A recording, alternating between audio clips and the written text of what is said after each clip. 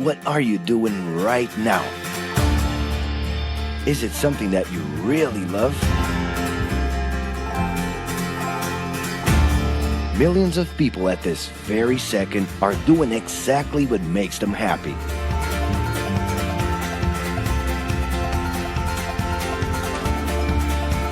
But wait a minute. You spend a big part of your life working. And any job has the potential to drive you insane. I think this is a good time for a break. But, of course, there's a bright side.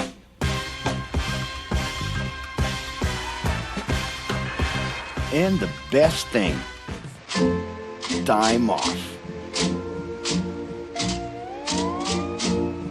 As a matter of fact, the way we work influences new trends and behaviors in society. And if some things are new and different to you, and to everyone else, it's good to know that the ones who really captured the idea are those young millennials. Otherwise known as Generation Y, G, we, globalists. Okay. We know you heard about this. They represent a new workforce in the global market and have high aspirations. Half of them already have or plan to open their own businesses. Because of their digital, liquid, and collective mindset, they are affecting the way we produce and work in the future. Sounds complicated? Actually, keeping things simple was the motto that baby boomers worked by in the 60s and 70s. Rules were a lot clearer back then. The workspace was confined to the office, responsibilities were individual-based and very specific, and you knew exactly the right time to start and finish your day. At that time, after the World Wars, the institution represented the security that everyone was dreaming about. Because of this, it made total sense to be a company man and respond well to linear and hierarchical structures. But be careful. Once you chose a career, it was a decision that would pretty much last for the rest of your life. Older workers would teach young ones because putting in long years of experience was essential if you wanted to grow within the company. Having a job would guarantee social status and was the first step towards marriage and a first kid 9 months later. Work didn't mix with personal life. No bringing work home. But baby boomers worked a lot. It's been a hard day's night. And this had to do with keeping a deep sense of discipline and honor. Day-to-day sacrifices guaranteed that the family would be taken care of, and they knew that a big payoff would come, even if it would take a while.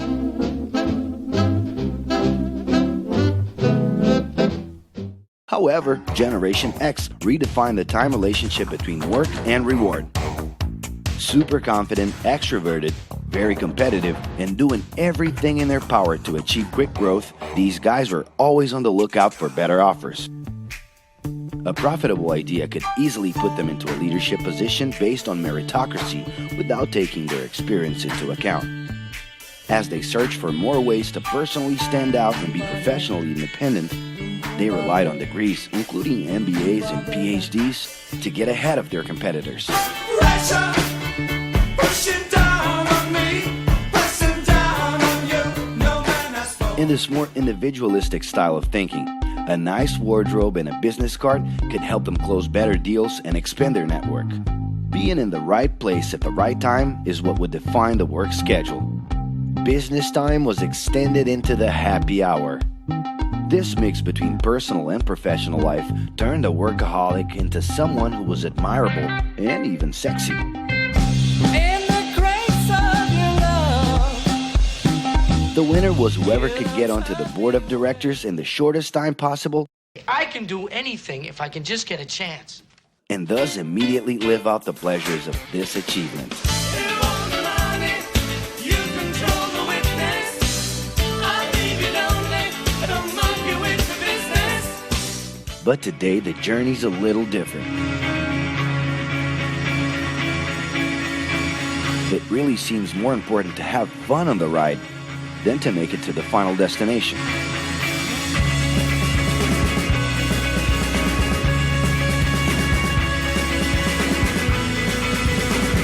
Ironically, millennials, those unpredictable kids, are the ones perfectly translating this new vision.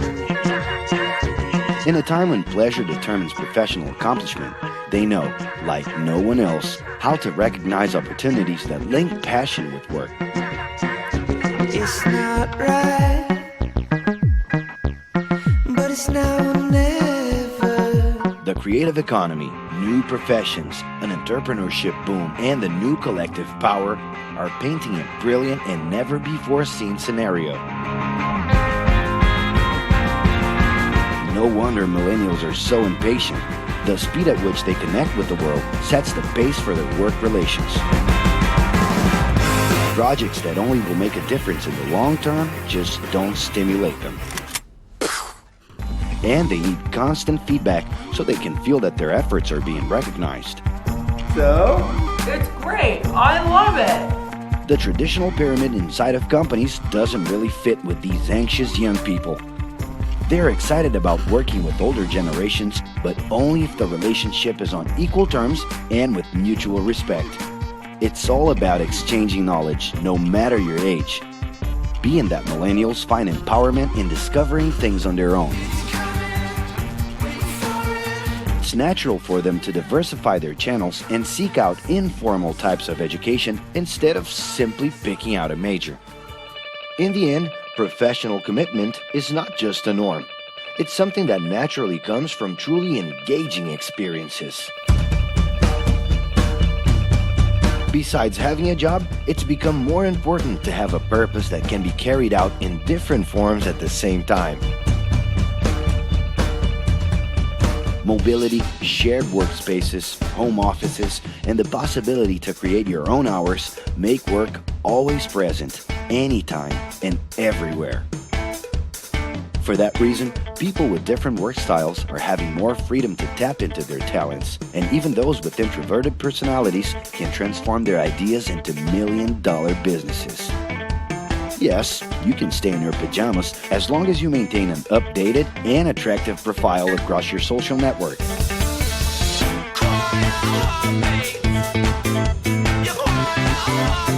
As you can see, flexibility is really the way to go. Millennials are fascinated when they get involved in works in progress and feel motivated by learning new skills. They're excited about an open and forever beta world where testing and messing with something unfinished is the only way to create the new. Millennials need more than ever to feel autonomous, and they're exhilarated by the challenge to develop and participate collaboratively.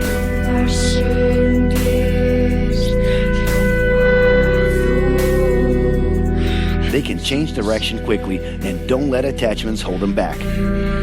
It's about living better in the present with no illusion that the future can be controlled.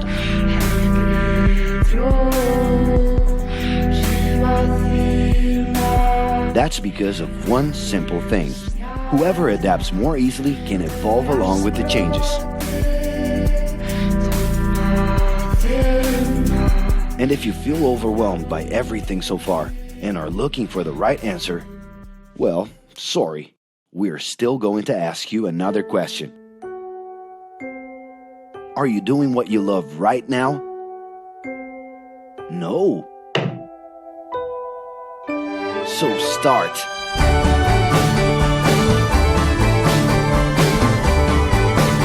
The clock is ticking and your life is in a hurry. Discover your life's purpose and make it happen. Loving your work will put you in motion. It's the only way to lead a fulfilling life every day.